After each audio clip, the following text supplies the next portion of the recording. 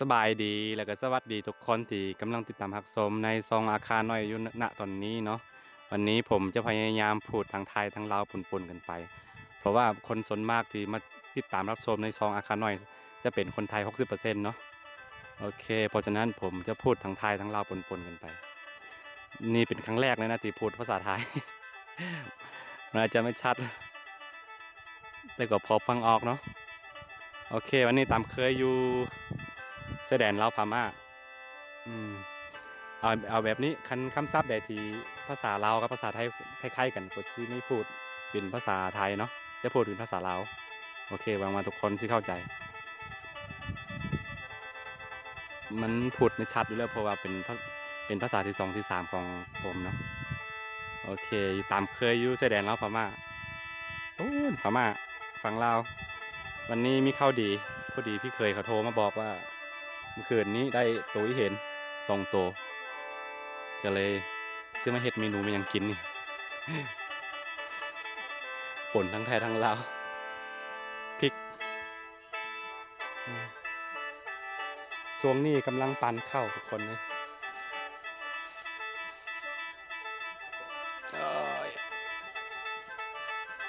โอ้นี่ไม่เห็นบ่หางมันหางไม่เห็น2 ตัวสงสัยจะเป็น2 ตัว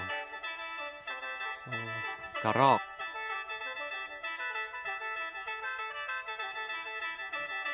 เนื้อมันคล้ายๆกับเป็นเนื้อหมูเลยนะมันช่วงนี้จะมีไขมันหลาย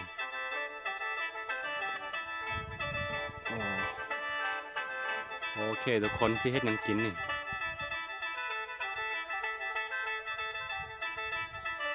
หางมันขดใหญ่เดี๋ยวสิเฮ็ดเมนูสดิบอยากเฮ็ดเนื้อให้กินนะรอที่ตามชมอืม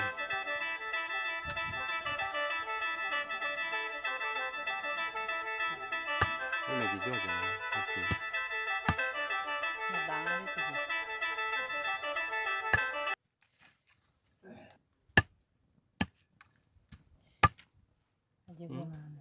มันกระเด็นออกนี่มันคือกระรอกนะทุกคน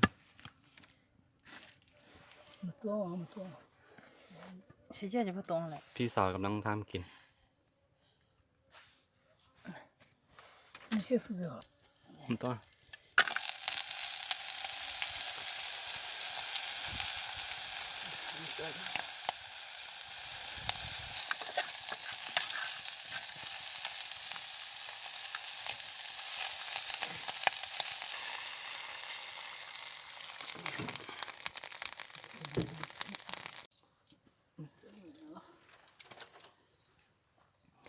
มันเป็นวิถีชีวิตของพวกผมเนาะอยู่บ้านนอกแบบนี้แหละไม่มีแนวกินต้องอาศัยพึ่งธรรมชาตินั่งเดียวหวังว่าทุกคนเข้าใจเนาะมันไม่เหมือนอยู่ในเมืองแบบไปซอกซื้อไม่ได้อะนะไม่มีบิ๊กซีไม่มีเซเว่นไม่มีโลตัส อาศัยพึ่งธรรมชาตินั่งเดียวหวังว่าเข้าใจเนาะคั้นลาเพื่อกินอย่างเดียวมันไม่มีวันหมดดอกเพราะว่าช่วงเดือนพฤษภาหาเดือนกันยาพวกผมไม่ลากันเนาะเพราะว่าเป็นช่วงฤดูผสมพันธุ์ถ้าไม่ได้ชาวบ้านเขาลากินมันไม่มีวันหมดดอกถ้าไม่ลาไปขายเนาะหวังว่าทุกคนเข้าใจอย่างที่บอกไปเมื่อกี้เนาะปนว่าวันนี้ผมจะพูดทั้งลาวทั้งไทยปนกันไปแน่นอนมันไม่ชัดอยู่แล้วเพราะว่าไม่ได้เป็นภาษาของผมเนาะแล้วก็เป็นครั้งแรกในชีวิตด้วยที่ผมพูดภาษาไทย เขินนึกว่าพี่สาวจะอ้อเนาะแต่ว่ามันจะเป็นแกงกระรอกใส่ใบส้ม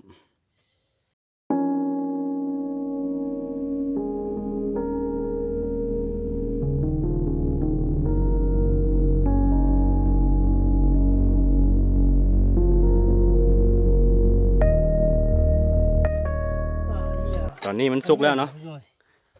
โป่งเก็มกิน แล้วสิปิ้งเนื้อให้เห็นกินนี่ไขมัน เยอะ 你叫这么么，面目无钱。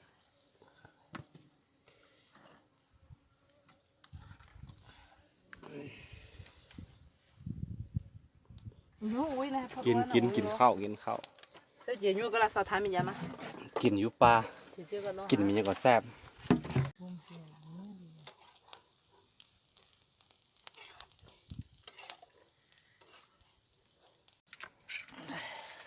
นี่เนื้อกระรอก เนื้อสัตว์ปลามันจะแซ่บอร่อยเนาะลองชิมก่อน เจียวมะกอก 他是天，那不是天那到啊哈么个不那不那不好难那嘛了。当然嘛。 นี่ครับทุกคนครับ เราจะลองชิมเบิ่ง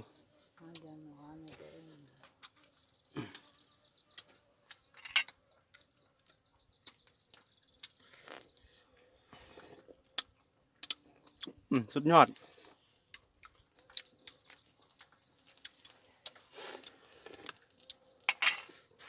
哦，不可笑。เอ็มบุคุสุดยอดสุดยอด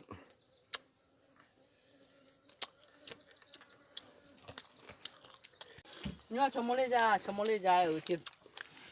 เขาจะได้ปิดเชปิดจีจามันเนี่ยซัมเมอร์ยัดเดียโจวิจิมันเนี่ย 比较客气啊，就他妈他个朋友来烧好，就他们个朋友来。 ปิดเชปิดจีมันจีได้หมดทางอ่ะแบะ 好早嘞，我俺叫人跑到朋友那个饭。 ก็ว่าเขา 我就喊我舅娘，我舅那到哎咋？ มันคือเนื้อให้เห็น 没咋不？ อือเยอะใช่หรอแล้วชอบตาเจอแล้วตอนเจออามาอื่นกันหน่อยเดี๋ยวมั่วไม่อภิรมไม่ใช่แบะ 我哪就叫我妈鱼没那个。我做嘛呀？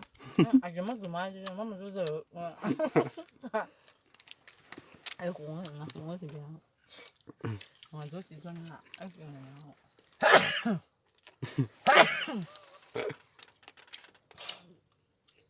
妈就是啥不收的，就收就没收了呀。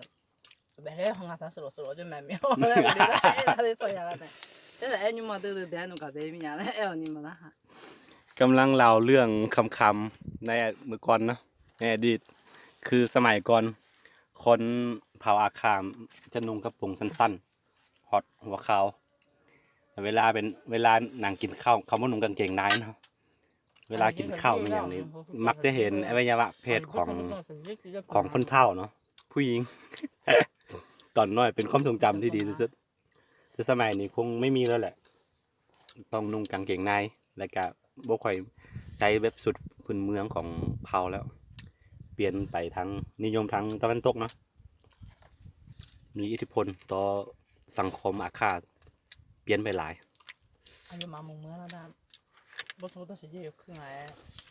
没别慢慢特别呀，有你不你太。 นี่ 你们是时间。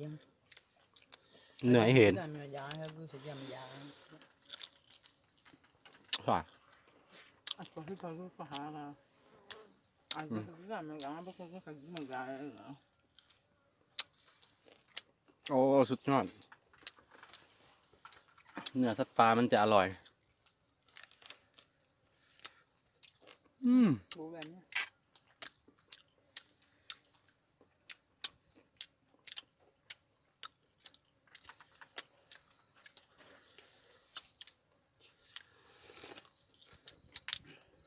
น้ำมาทุกคนขันอยากกินเลยน้ำมาชีวิตโอ ต้องการแค่นี้แหละ เอาละตอนนี้ผมกินข้าวอิ่มแล้วเนาะ จะไปหาพี่สาวอีกคน อยู่ทางโน้น จะไปดูว่าพี่เคยได้อะไรไหมเมื่อคืนนี้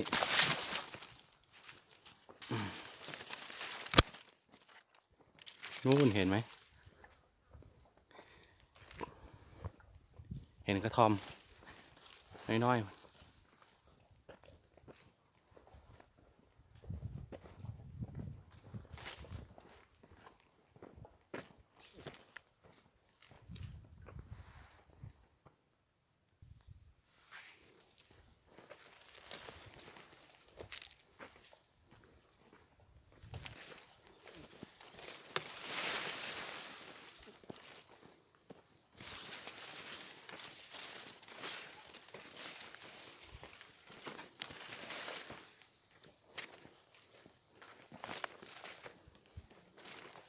เลี้ยวโอ้อาจจะไปเสียได้โอ้ฮัลโหลยังไงเด้นี่คืออ่ะโอ้ทั้งนี้ก็ได้เห็นกำลังกินข้าวอยู่พอดี จ้า นี่ลูกสาวผมพอจะได้ไหมน้องพอจะได้ไหมนี่จะได้ไหมให้มันชุบเสียชุบมันชุบบ้านกับตัวนี้เรา อะไร ขับบัว อยู่คืองั้นนี่โอ้อีเห็นดูห่างมันโคตรใหญ่ ก็จะเยอะมากเลย ตรงเงินแล้วคุณคือจะบอกว่าสวงนี่มันเป็นสวงฤดูมันจะมีมากไม้อยู่ปลาหลายเนาะก็เลยมันมากิน เป็นสัตว์ประเภทหากินกลางคืน มันจะมากินมากไม้ตอนกลางคืนเนาะสำหรับอีเห็น คือต้องบอกเลยว่าเป็นทางฝั่งลาวมันจะเป็นสัตว์ที่อยู่ในเกณฑ์ที่เขาหลาได้เนาะไม่ได้เป็นสัตว์สงวนโอ้โคตรใหญ่ดูไขมันปั่นเนื้อหมูเลยเลยขับไรเด้ 時間もほよかってぼでも เยอะแยะอะชุเยอะเลยแยะอะสิเงาซะอายุงอ่ะบุ้งเงาซะโอ้เฮือกจริงอ่ะเปื้อนสกปรก ก็จะจอจริงๆที่เยลิชัยแอบประเช็ดเลย เอาไว้ประชุมตั้งยี่ได้เลย nhú vậy đó มายูจริงว่าหมดเว้ยเพย์รู้ได้ไหมโอเคตอนนี้เขาสิไปโลปลาเป็นอีกวิธีชีวิตหนึ่ง người ta chặt đây ที่พวกคนในเมืองไม่ค่อยได้เห็นนะผมจะถ่ายทอดผ่านซองเล็กๆของผมนี่นะถ้าใครชอบก็ดูนะไม่ชอบแล้วก็ไม่เป็นไรปิดทิ้งนะ